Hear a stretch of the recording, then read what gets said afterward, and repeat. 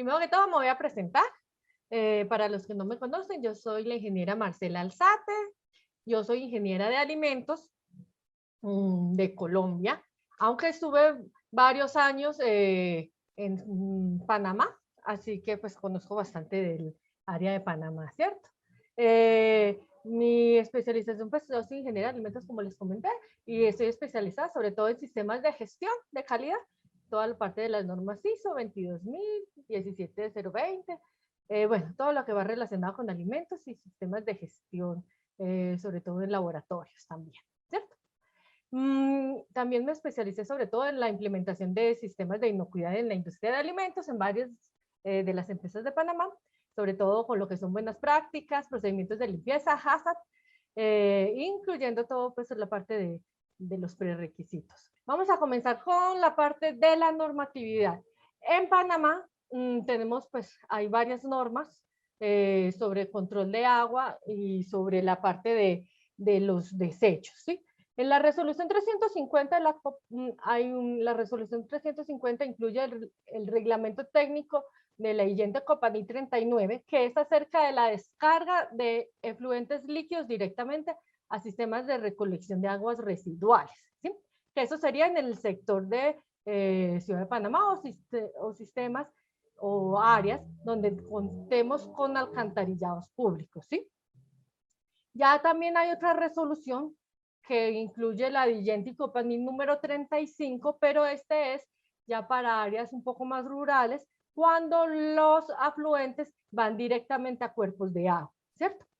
Pero en este caso, pues nos basaríamos sobre todo en la 39, por lo que estamos pues en zonas que pueden llevar a una PETAC, que es una planta de tratamiento de aguas residuales, y entonces aquí nos mencionan en el punto 3.2 que cuáles son unas de las descargas prohibidas. Pues si bien hay varias descargas prohibidas, obviamente, en el punto que nos compete a nosotros como en área de alimentos, tenemos que, dice que queda totalmente prohibido descargar materias sólidas y líquidas que por sí solas o por interacción con otras puedan solidificarse o dar lugar a obstrucciones o dificulten los trabajos de conservación de los sistemas de recolección de aguas residuales.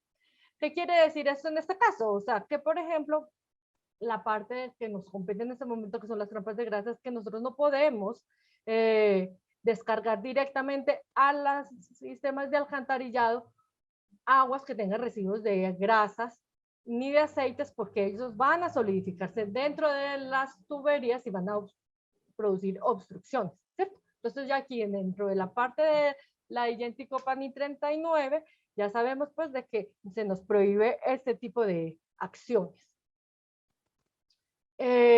Dentro de esta normativa también nos dan ciertos valores permisibles para las descargas, ¿sí?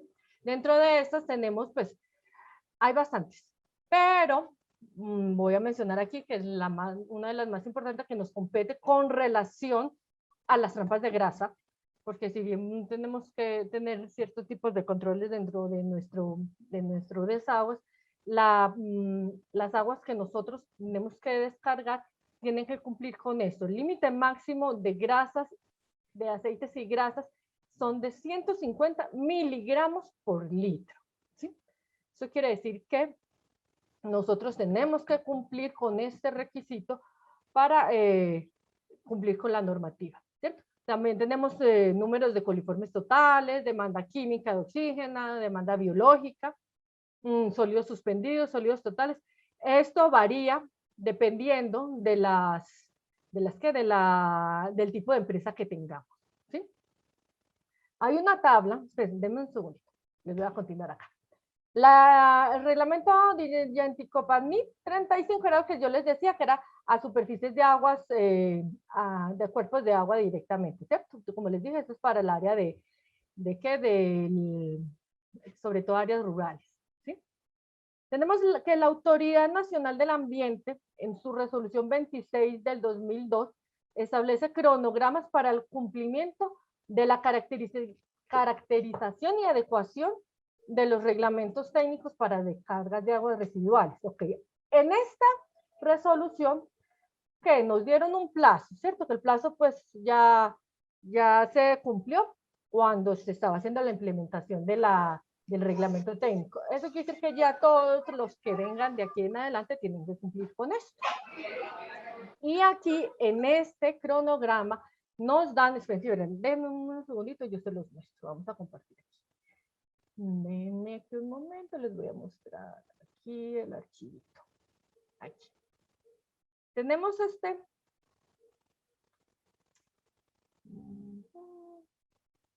Voy a compartir este. Ok, miren. Este es el archivo del reglamento, del cronograma de caracterización. Aquí se estipula que la caracterización de las, aquí, es un listado de caracterización por actividad económica. Esto quiere decir que si bien nosotros tenemos un listado muy grande de contaminantes en el agua o límites que tenemos que cumplir, cada uno de las actividades económicas va a tener una serie de valores y de caracterizaciones que tiene que cumplir, ¿cierto? Por ejemplo, aquí vemos que los frigoríficos tienen cierto tipo de análisis que son los que vamos a hacer cuando nosotros vamos a hacer nuestra verificación de nuestras aguas residuales, ¿sí? No es lo mismo para todos. Aquí, por ejemplo, tenemos el de postres, fabricación de helados, donde nos van a pedir pH, temperatura, sólidos suspendidos, sólidos totales, turbidez, aceites y grasas, demandas biológicas, conductividad, ¿sí? Entonces, aquí, donde estamos en las aceites y las grasas, así como en los sólidos, nos van a colaborar mucho lo que son las trampas de grasa, ¿cierto? Si nosotros no tenemos trampas de grasa, probablemente nuestros parámetros van a exceder los límites permitidos por la ley, ¿sí? Vamos a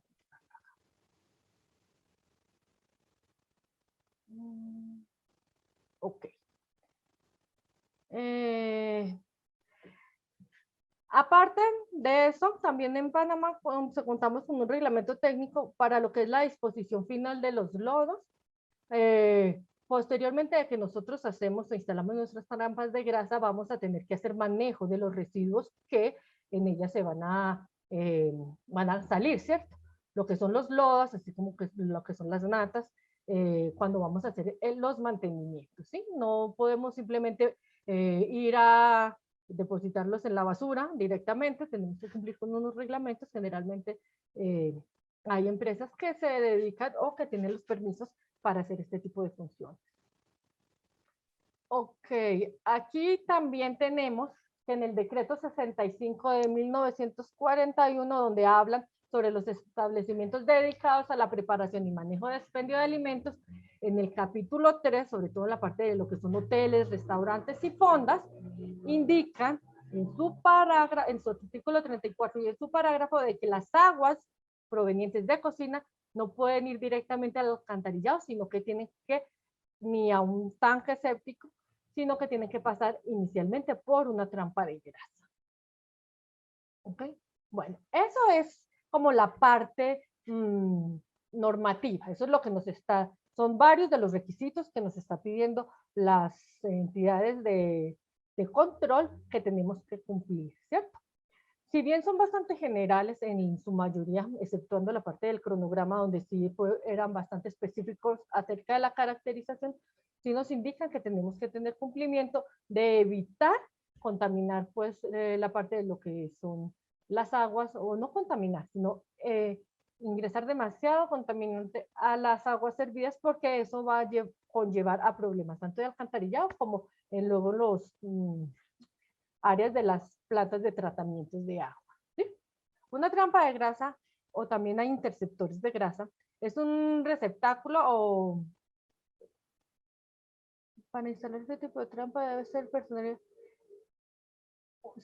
Ok, aquí me están preguntando que si para instalar la trampa tiene que ser personal idóneo o debidamente certificado. Pues la ley no lo indica como tal, ¿cierto? Lo mejor es que sea una persona idónea, porque si tienes una persona idónea, tienes la seguridad de que la trampa queda correctamente instalada, ¿sí? hay muchas empresas que te pueden dar asesoría, sobre todo para lo que es la selección, para ver si cumplen con las capacidades, tanto de la trampa, así como con los volúmenes que ustedes manejan dentro de la empresa. Pero no hay una, pues hasta donde tengo conocimiento, no hay una ley que especifique que tiene que ser debidamente certificado.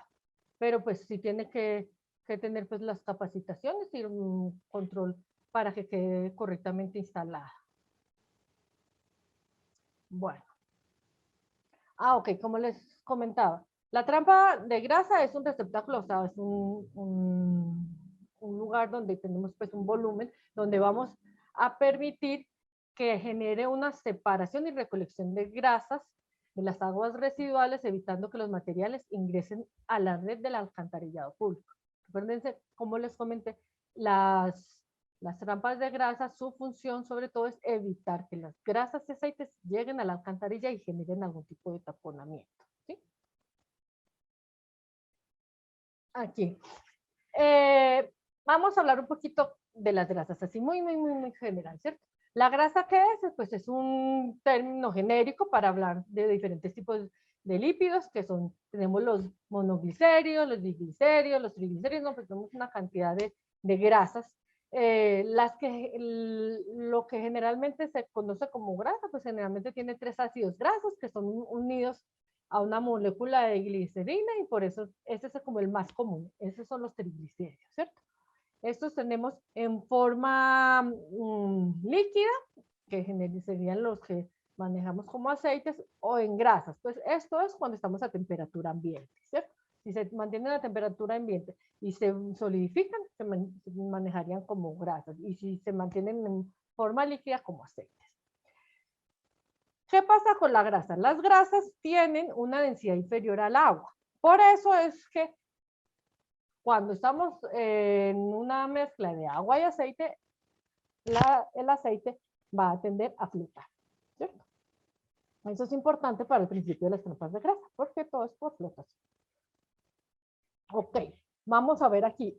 Estos son los problemas que ocasionan las grasas. Estos son los taponamientos en redes sanitarias y alcantarillados, ¿sí? Si se dan cuenta, en las imágenes tenemos problemas en las tuberías que nos van a dar un problema sobre todo en la capacidad que tienen para manejar o para poder retirar las aguas residuales. Si tenemos taponamientos, obviamente va a haber generación de malos olores. También va a haber retrocesos de las aguas y van a salir posteriormente otra vez por las áreas como los baños sanitarios o las mismas cocinas generando contaminación, ¿cierto? Entonces, esto, adicionalmente del hecho de que tiene todos sus problemas eh, relacionados a la parte de la inocuidad, a la parte de los olores y todo eso, conlleva también grandes costos para lo que son la parte de las limpiezas, ¿sí? Las entidades que les corresponde hacer el mantenimiento a eso, les cuesta mucho hacer la parte de los destaponamientos de estos sistemas, ¿cierto? Entonces, la idea es evitar que esto suceda. Nosotros ponemos trampas de grasas, reducimos mucho la cantidad de grasas y aceites que van a estas cañerías y evitamos este tipo de situación. También, ¿qué pasa? Adicionalmente a lo que te generan taponamientos en las tuberías, también hace que la eficiencia de las plantas de tratamiento de aguas residuales, que son las PETAs que tenemos pues en todas partes, bueno, que se trata de tener en todos los lugares para evitar mucho la contaminación de estas aguas directamente en ríos y demás afluentes de agua, tenemos que obstruyen rejillas finas. Dentro de las PETAR tienen unas rejillas que se obstruyen con mucha facilidad cuando tenemos mucha contaminación por grasas. Muchos de los sedimentadores atrapan partículas de materia orgánica a la superficie. ¿Qué quiere decir? Que muchos de los óleos que deberían bajar y quedar abajo como los lodos quedan adheridas a la grasa y se van a la superficie. Entonces es más complicado de manejar, genera más inconvenientes. Incrementa la demanda química de oxígeno.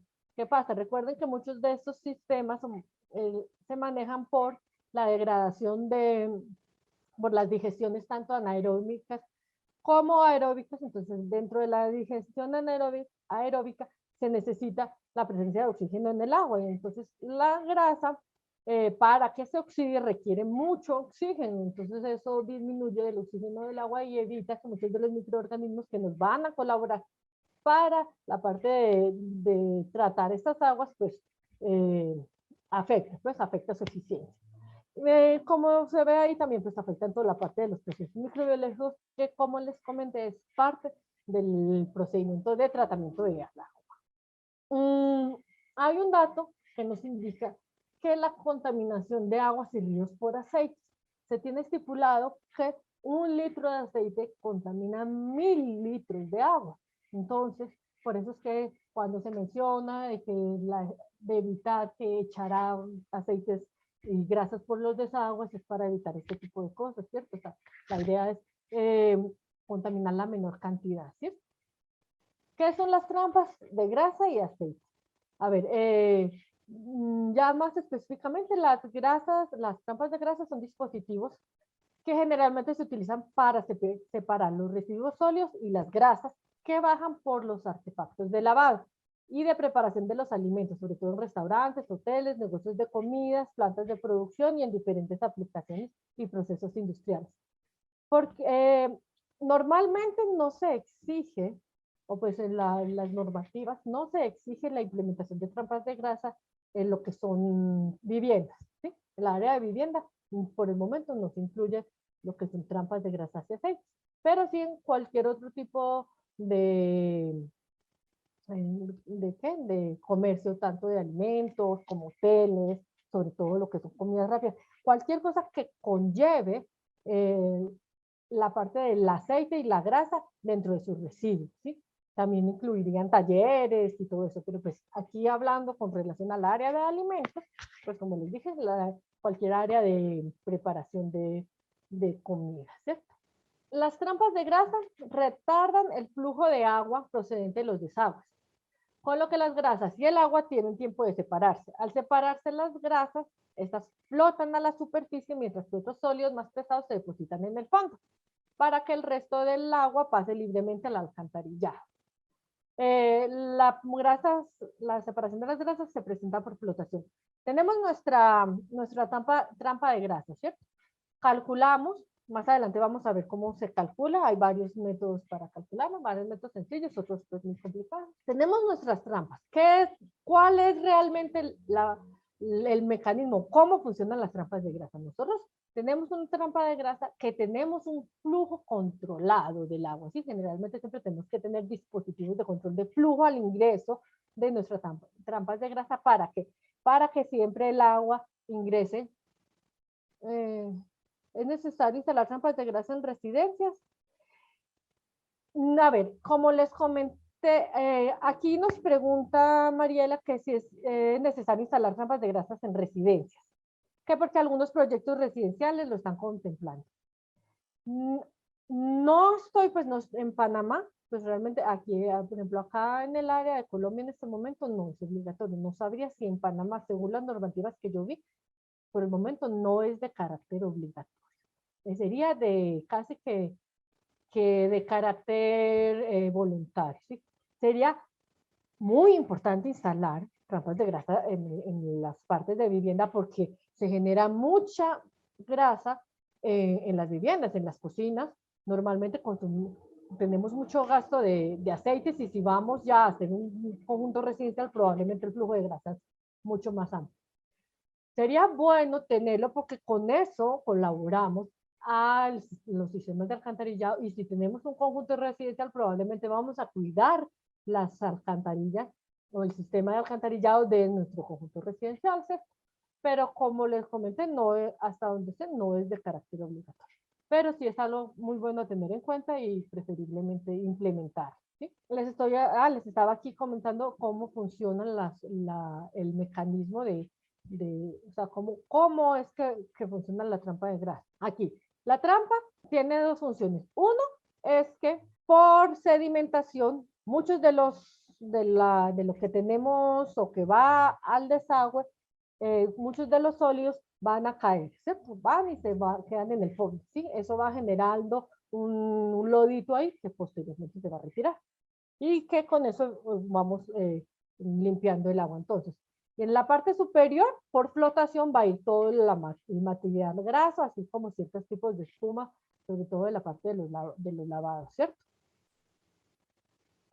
Aquí es importante recalcar que se debe tener algún tipo de rejilla para evitar que trozos de alimento, partes gruesas, pasen a las trampas de grasa. La función de la trampa de grasa no es la de la rejilla, ¿sí? Los sólidos que tenemos dentro de las trampas de grasa deben ser, pues, sólidos pequeños, que en el momento en que se sedimenten, pues, como les dije, generen los.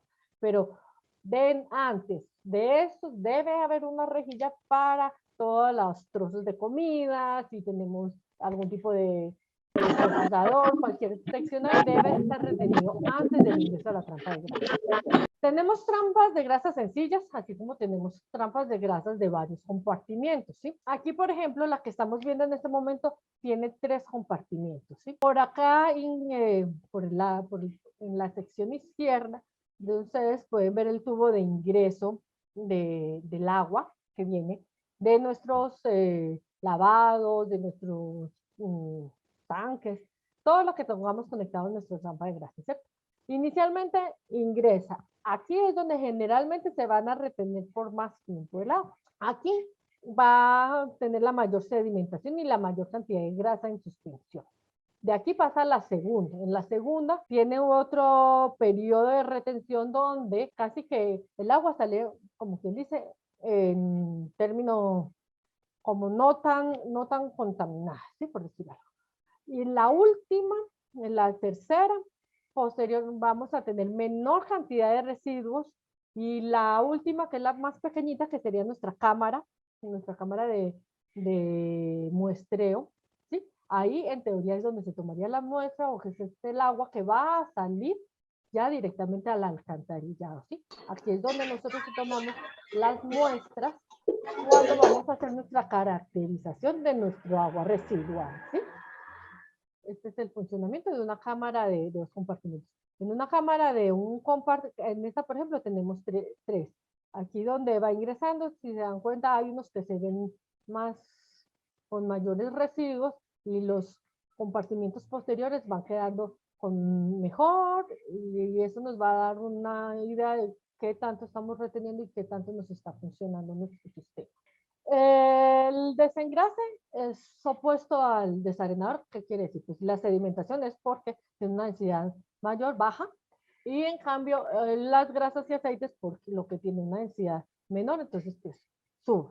El funcionamiento se basa sobre todo, es muy importante para el funcionamiento de una trampa de grasa, el tiempo de reposo. ¿Qué significa? Que si nosotros tenemos un tiempo de reposo muy corto, debe ser mínimo de 1 minuto el que debe estar ahí. Normalmente se manejan tiempos de retención de 1 a 4 minutos.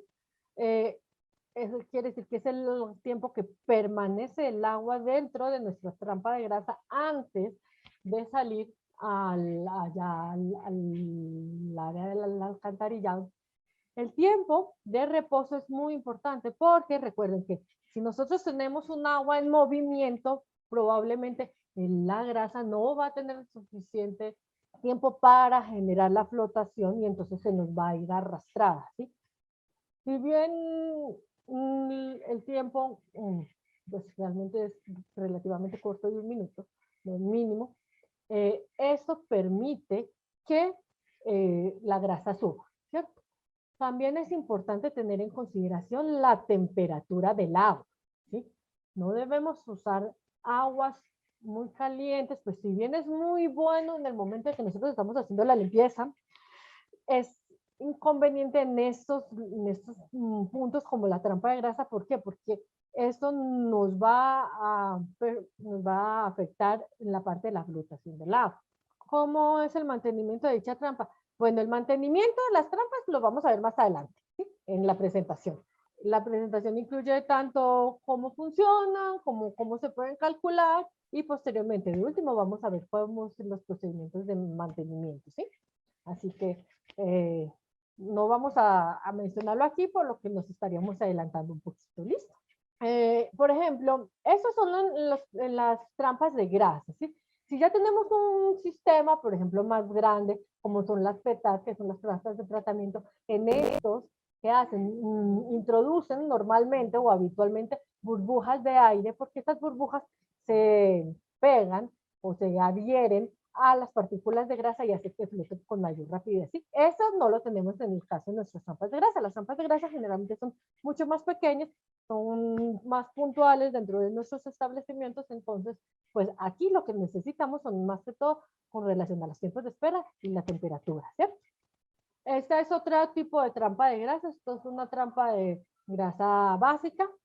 Aquí, por ejemplo, les voy a mencionar un poco la entrada del agua, es por este tipo de tubería, va en forma cónica. Acá es donde hay dos recuadros que no dejan ver la diapositiva. Ah, otra vez aparecieron recuadros. Vamos a ver el diagrama aquí básico de la trampa de grasa. A ver, el drenaje tiene una entrada aquí, como se ve aquí a mano izquierda. Entra el flujo del agua, va pasando por primero como por unos compartimientos. Estos compartimientos deben estar siempre dejando pues un espacio para que el agua fluya. Las grasas y las natas son retenidas en la parte superior y el barro, como se ve en la parte inferior. Y aquí, por ejemplo, se tiene el paso del agua por una separación, ¿sí? Normalmente también se hace a través de tubería, que va bastante, el ingreso a la tubería va bastante abajo, casi cerca del área del barro, para evitar que el agua que esté generando grasas, que está en la parte superior, pase por el área de la salida, ¿sí? Normalmente las trampas deben tener un drenaje, ¿sí? Hay unos que lo tienen, otros la parte del mantenimiento se hace un poco más manual, pero cuando se tiene el drenaje se permite evacuar lo que son los barros o los precipitados para no tener que utilizar otro tipo de accesorios. Pero ya depende del tipo de trampa de grasa que nosotros adquiramos, ¿sí? Puede ser de cualquier material, ¿sí? No hay una estipulación, no hay una regla donde diga que solamente puede ser de acero inoxidable o que solamente pueda ser en concreto. Pues obviamente tiene que ser un material que se permita las funciones de lavado y de limpieza, ¿cierto? Y que sean herméticas, ¿sí? No vamos a hacer pues una trampa de grasa en madera ni nada por el estilo, pero sí hay alternativas, diferentes alternativas y lo que necesitamos es verificar que tenga la capacidad que necesitamos, para nuestras funciones. Aquí, por ejemplo, vemos otro ejemplo de trampa de grasa. Como les dije, miren que hay generalmente por tubos que van hasta la parte casi inferior de nuestra trampa. Esta está hecha, por ejemplo, en plástico. Tiene varios filtros para evitar el traspaso. Hay diferentes tipos de criterios, ¿sí? No todos los criterios dicen lo mismo, ni se calculan de la misma forma. Cada uno debe ir seleccionando dependiendo de los requisitos que tengamos, ¿cierto?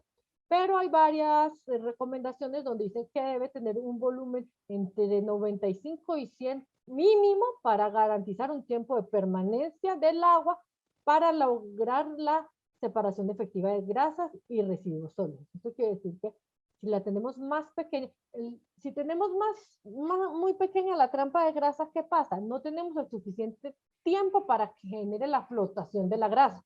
Y entonces, ¿qué estaríamos? No estaríamos cumpliendo con la función de la trampa. Estaríamos dejando pasar más de lo que está permitido por la ley. Como les dije, pueden variar en tamaños, en funcionamiento. Cada uno puede adquirirlo dependiendo de sus necesidades y presupuesto. Como les comenté, tiene que ser pues en cumplimiento con lo que se exija por ley. Eh, exigen exigen modelos tanto de limpieza manual como de remoción de grasa automática. Remoción de grasa automática generalmente sería por, pues estas realmente no las conozco muy bien, pero esas, pues ya estamos avanzando en la tecnología. Esas son, por ejemplo, si tenemos las válvulas inferiores para permitir el- la salida de los barros o de los lodos y eso, ¿sí?